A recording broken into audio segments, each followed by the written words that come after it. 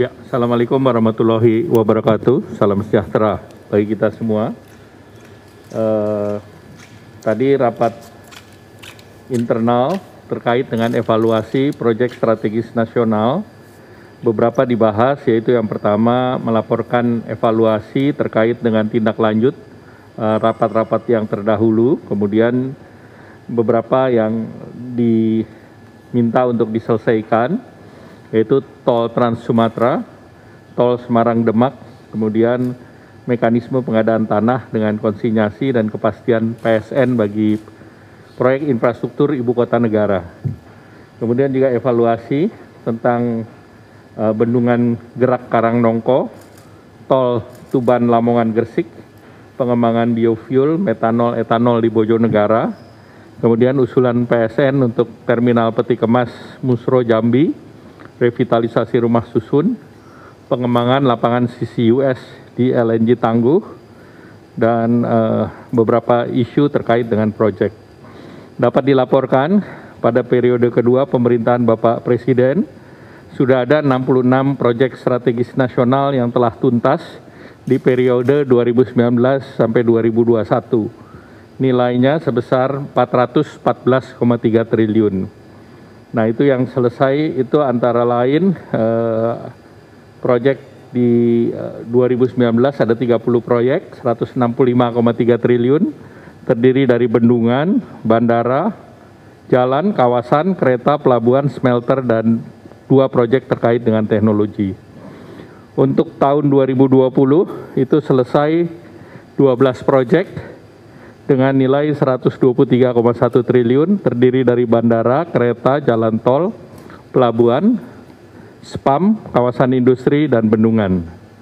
Di tahun 2021 itu ada 24 proyek nilainya 125,9 triliun, terdiri dari jalan tol, kereta, kawasan perumahan, spam, bendungan, pelabuhan, dan teknologi. Sedangkan Januari sampai dengan Agustus 2022, ini telah selesai 9 proyek yang besarnya senilai 140,1 triliun, terdiri dari 2 proyek pelabuhan, 1 proyek bandara, 3 proyek kawasan industri, kemudian ada proyek ketenaga listrikan dan kawasan perbatasan, dan juga ada pembangkit listrik. Dan sampai September-Desember ada 16 proyek dengan nilai 101,2 triliun. Nah, tadi disampaikan dan dilaporkan kepada Bapak Presiden bahwa proyek bendungan Gerak Karangnongko ini masih dalam proses di mana APBN sudah disiapkan. Tinggal dari pendanaan di APBD Kabupaten Blora sudah menyiapkan. Dari segi konstruksi sudah disiapkan 1,49 triliun. Tinggal penyelesaian masalah pembebasan lahan di Kabupaten Bojonegoro, di mana itu diperlukan tambahan anggaran yang akan dipelajari dari Kementerian Keuangan, itu sebesar 710 miliar, di mana wilayah Kabupaten Blora 107 hektar untuk pembebasan lahan, di mana baik dari kabupaten maupun pemerintah daerah menyerahkan ke pemerintah pusat. Kemudian yang berikut adalah tol Tuban Lamongan. Nah, ini 72,9.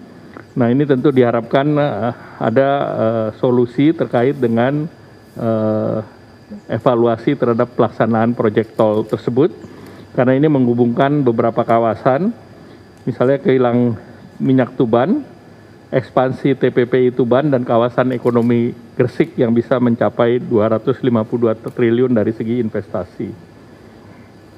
Kemudian tadi diputuskan untuk pengembangan biofuel dan metanol dan etanol di Bojonegoro, diperkirakan investasinya sebesar 25,7 triliun dan diharapkan financial closing-nya bisa di kuartal kedua tahun 2024. Arahan Bapak Presiden tadi menyatakan bahwa proyek-proyek yang masuk PSN yang selesai di luar 2024 adalah proyek yang secara financial closing sudah bisa diselesaikan.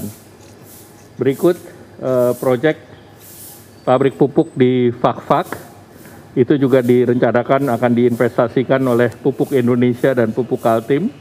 Investasinya sebesar 22 triliun, untuk memproduksi amonia dan urea, dan ini diharapkan bisa diselesaikan juga financial closing sebelum 2024, dan ini nanti akan memanfaatkan gas dari Genting yang akan on stream di tahun 2027. Proyek ini sejalan dengan proyek metanol yang di Bintuni yang juga sekitar 20 triliun, dan ini juga akan mulai on stream di tahun 2027. Kemudian juga ada usulan terkait dengan peti kemas di Muaro Jambi. Nah, ini investasi tahap pertama 948 miliar, tahap kedua 3 triliun. Nah, ini pelabuhan dengan kapasitas kontainernya 60.000 sampai 80.000 TEUs. Kemudian untuk pelabuhan curah 2,3 juta ton curah cair, dan curah kering 7 sampai 8 juta ton. Kemudian ada pengembangan dari proyek lapangan Ubadari, yaitu Carbon Capture dan Storage CCUS. Itu dibiayai oleh konsorsium BP Tangguh sebesar 38 triliun. Dan ini potensinya ada meningkatkan tambahan gas dari UCC sebesar 900 mmCFD dan pengurangan emisi karbon sebesar 25 metrik ton setara dengan CO2. Kemudian juga ada proyek yang PSN baru, yaitu terkait dengan beberapa penyelamatan ataupun penyelesaian dari proyek PSN, antara lain dari proyek strategis Trans Sumatera. Tadi Bapak Presiden memutuskan bahwa akan diselesaikan. Tahap kedua ini adalah yang rutenya dari Betung ke Jambi, yaitu sejumlah 169 km, konstruksinya 22 triliun dan kebutuhan lahannya 4,1 triliun.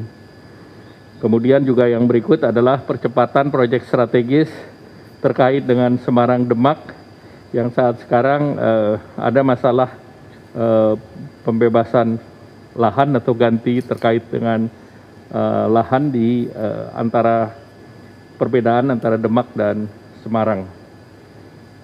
Selanjutnya Bapak Presiden juga mengarahkan agar khusus untuk ibu kota juga ditetapkan sebagai proyek PSN, karena tentunya ini akan mempermudah dan akselerasi daripada pembangunan ibu kota.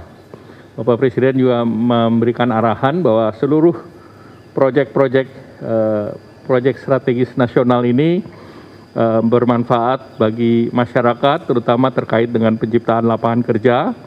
Yang kedua, tentunya investasi ini memiliki multiplier effect, apakah itu bendungan, apakah itu jalan tol, itu membuka akses yang lebih luas, dan beberapa bendungan tentunya berada di wilayah-wilayah yang bisa mengurangi tingkat kemiskinan masyarakat, karena dengan ketersediaan air dan juga dari segi irigasi yang lebih banyak dan lebih baik untuk terkait dengan masalah ataupun terkait dengan program-program agriculture atau program pertanian.